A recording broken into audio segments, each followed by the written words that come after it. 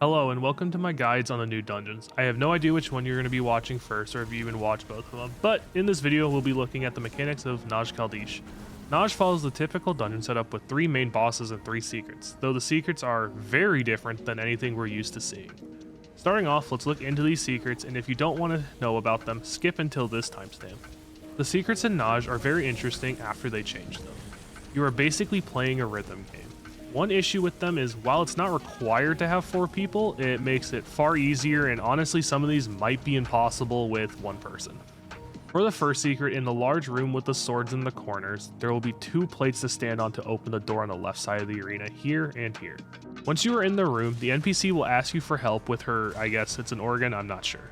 Once she starts playing the organ, you will get white particles that shoot up towards a ring. Once the white particle gets within the ring, you need to step on the pressure plate corresponding to that area. Once you've completed, you'll be rewarded with a buff. The first buff in Naj is Strength of the Ancients. This buff gives 300 weapon and spell damage. The second buff is located after the first boss. In the ad packs after the first boss, the second buff is located in a flooded arena. Off to the left, when walking through this arena, there will be a small hole and some roots here. The second buff is Stone Stored Energies, granting 30% magicka and stamina recovery. The final secret is located in a cave before you make it to the final area. Instead of turning left, you keep going straight and you'll find 2 pressure plates located in these 2 spots. Standing on these plates opens a secret rock door. The final buff is Borrowed Vitality, granting 3000 maximum health and reducing damage taken by 10%. Overall, the buffs are nothing special. The final buff is kinda strong for the final boss, and 300 weapon spell damage is 300 weapon and spell damage, and well, yeah, recovery buff, cool. On to the first boss, Poxito.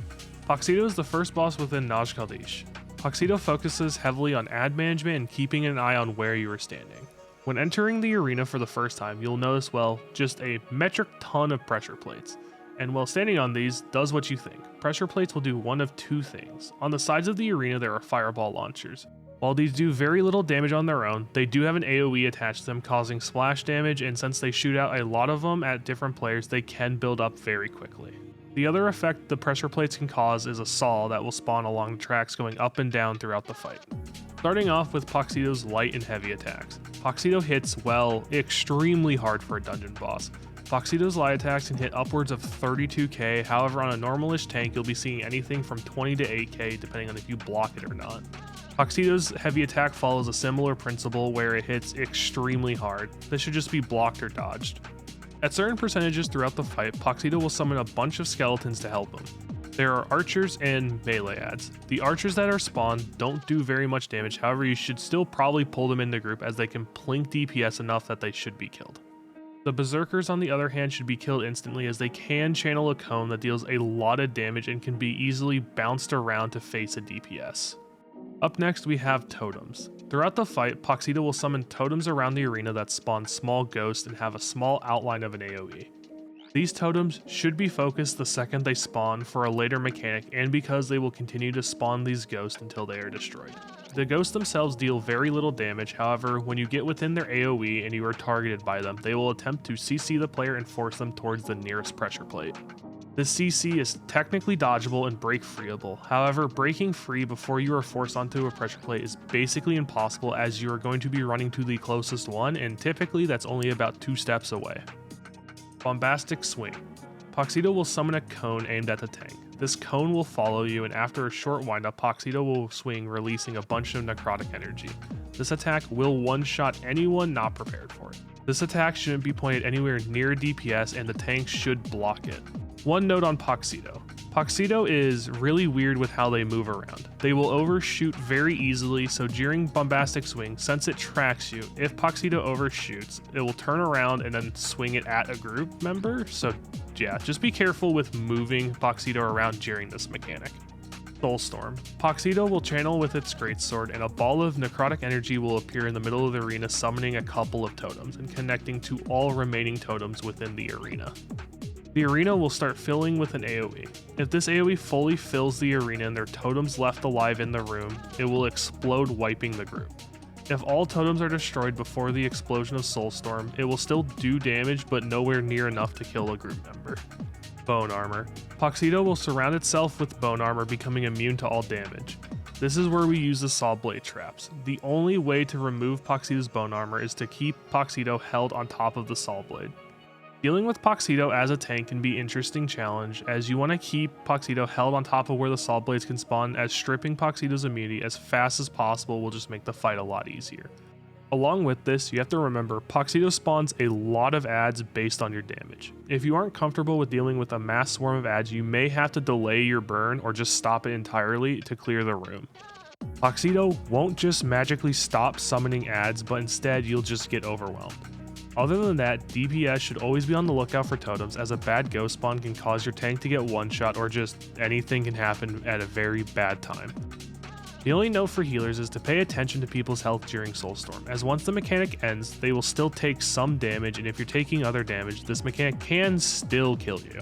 My last tip for this fight is, play defensively. Poxito is a very hard-hitting boss, and if you're not ready for a lot of the stuff coming out of it, it can quickly burst down your group, and you get little to no warning. Voskrona, Stonehulk, Poxito. Holy, I got it right once. I'm gonna keep that in, but anyway. Hey, look, it's Poxito again, but worse. Stonehulk takes the immunity from Poxito's first fight and makes it controlled entirely by the tank. If you can't keep adds controlled and place them where you want, you'll end up with a soup of bad that just turns everything immune. Starting off again with Poxito's light and heavy attacks. This version of Poxito hits around for the same as the original, if not a little bit less. Though one thing about this fight is, be careful with Poxito's heavy attack. The swing is extremely fast. If you're not trying to block only the swing, it's not that big of a deal. However, if you only try to block the swing, Poxito kind of just jerks towards you and then deals damage, and it will one-shot you if you're not blocking. As for the first mechanic, we have Dark Talons. These work exactly like Talons from DK. They root a player in place and deal an initial hit of damage. These do not do a lot of damage, however, but can root you into a terrible spot. Next up, we have Dragon Knight Standard. Poxito also has access to the DK Standard. This does very little damage when it is first summoned, however will quickly ramp to do a lot of damage if you are not careful. This is a ranged attack, and Poxito will summon it on top of whoever has aggro at the time. This technically means the attack can be kited to a corner to free up space, however the odds of you making it all that far when he almost instantly casts this ability is very low. Ancient Blaze. Poxito will channel a thin, long cone towards whoever has aggro. This attack follows the player targeted and deals quite a large amount of damage, roughly 4k blocked every half a second. This can instantly floor a tank if they're not paying attention, or if it targets a DPS or healer, they're just kind of a goner. Voskrona Summoning. During the fight, Poxito will summon the Voskrona around the arena. These come in two different versions, Guardian and Flame Rocks. Guardians are melee-based enemies and will run towards the player with taunt. Guardians can cast Corrupted Vine Whip, where they pull themselves to the target and apply a dot that on its own doesn't deal a lot of damage but can be lethal if paired with other damage coming out during this fight. However, the Flame Rocks are range-based mages. They have a basic light attack and heavy attack. They can also summon a Storm Atronach Fist from the ground. This attack should just be walked out of. Once either of these adds die, they will place an AoE on the ground, making anything within them immune to all damage. It is up to the tank to kite these adds and place the AoEs to minimize immunity phases. One thing to mention about this mechanic is the immunity does not start the second the Voskrona die. Instead, you get a small window where you can stack multiple on top of each other. Finally, we probably have the hardest mechanic in this fight. At certain percentages, Poxito will go fully immune and cast Death Essence. This will summon Poxito's essence to the middle of the arena and start pulsing energy out. This damage ramps very quickly and at a certain point requires the players to block. Along with all of this, Poxito will summon multiple more Voskrona. These Voskrona will be tethered to the middle. This tether does deal damage if you are caught within it. During this phase, the Voskrona tethered to Poxito will be the main targets, as once they die, Death Essence ends. However, if they are not killed, Death Essence seemingly ramps infinitely with the pulsing ring effect. Execute. When Poxito goes to do Death Essence for the third time, Poxito will go immune for around 2 to 4 seconds, summoning the Death Essence in the middle. Poxito will then take over the Voskrona body again. This phase is by far the hardest part of the fight if you can't just instantly nuke Poxito out of the arena. During this phase, the Voskrona will continue to respawn and tether to the middle, making you potentially fight an immune Poxito with adds with pulsing ring going off the entire time. Tips for this fight. I really only have one tip, as most of the fight is pretty easy. However, In the execute, just bring classes that deal a bunch of execute damage. A lot of fights in this game follow the mantra of the faster you can do it, the easier it is. However, Poxito takes this to a different level. During Death Essence for the third time, if you cannot get Poxito out of the arena extremely quickly, it will just continue to ramp in difficulty until you get overwhelmed or you have to end up killing Voskrona. This can make the boss immune, this can do a number of different things that can be very difficult to deal with. One way my group went about this is, once we finished the second Death Essence, we held everything until we knew Poxito came back to life and then dropped all of our ults, all of our damage, anything we could do to make sure Poxito isn't alive too long in execute. Talen-Lah and Bar-Sakka. This fight is interesting as it's a double fight that isn't actually a double fight for most of it. You won't end up fighting both bosses at the same time until the very end. However, that doesn't stop Bar-Sakka from being a nuisance on the outside of the arena while fighting Talen-Lah and back and forth. Starting off though, let's talk about Talen-Lah as he is the first boss you will be fighting. Like all bosses, Talen-Lah has a basic Lie attack, and that's it for his basic attacks. Summon Skeletal Executioner.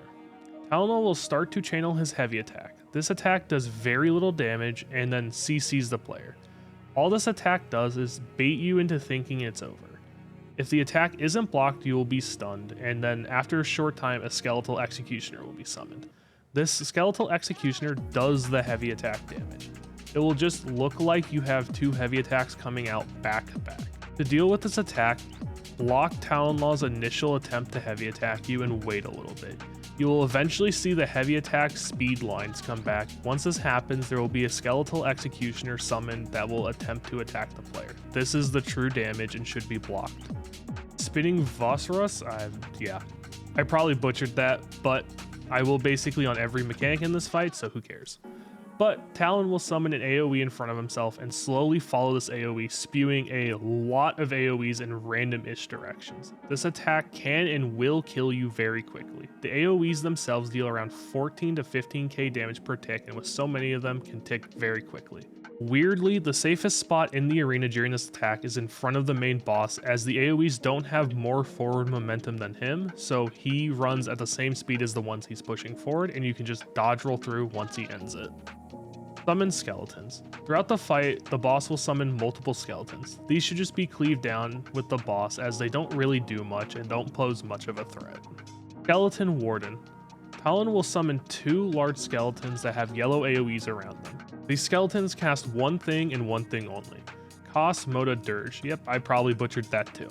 Anyway, one player, typically the healer and tank, should stand in each one. If a player isn't standing inside the Dirge, it will deal damage to the entire arena. While you're standing in it, you'd reduce the damage it does, and instead of dealing damage to the entire arena, will only hit the player inside of it. During this attack, players should pay attention to the lizard rolling around the outside, as Bar can stop on a dime and instantly try to force the player out of Dirge with multiple mechanics. Grave Dirt Getaway. Talon will summon a portal beneath himself at certain percentages and teleport away, enraging and possessing Bar-Sakka. This starts the Bar-Sakka fight.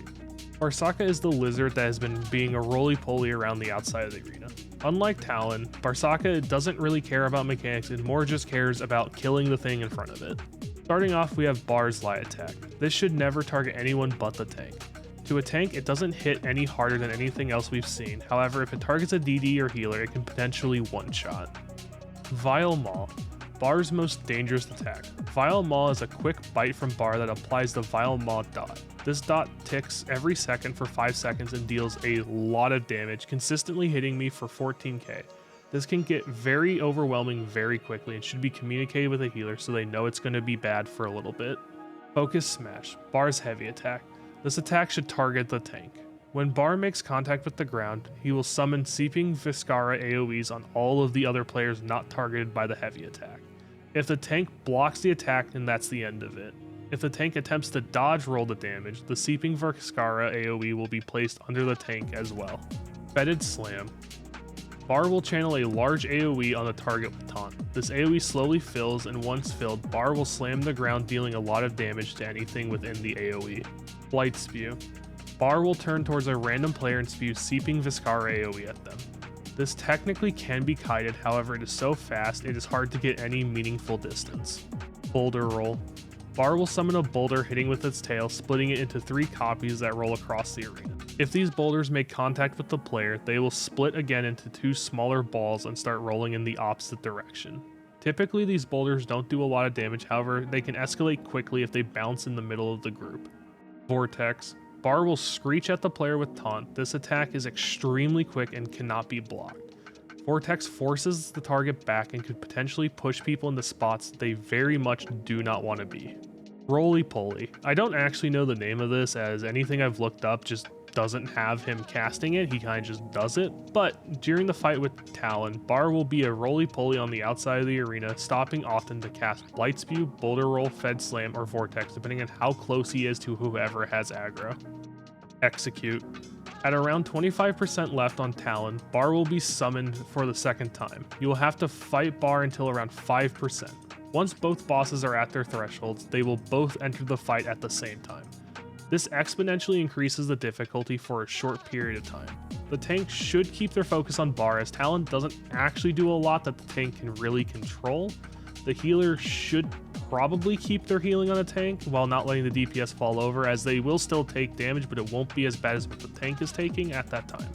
Some tips for this fight. The main tip I'm going to give is an execute. As a tank, you do not need to focus on Talen. Talen will just do what he is going to do. The only thing you have to focus on with Talen is when he starts Dirge.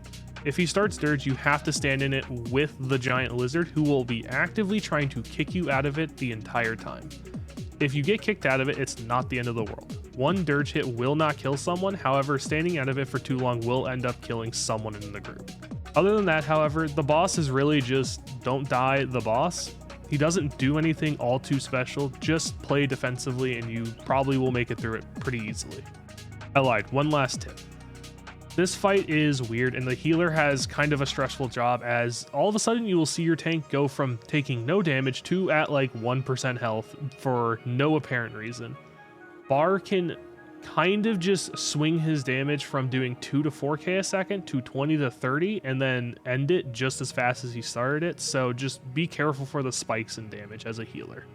Well, I hope you enjoyed this video. I had a horrible time trying to read the script because half these words are not real and I don't care what people say, Argonian words suck. But it was a fun dungeon. Overall, it's a great place. It's really cool. The final boss is, well, yeah, giant roly-poly lizard. It's cool anyway. But I hope you enjoyed this video and thanks for watching. Also, yeah, still not about PvP.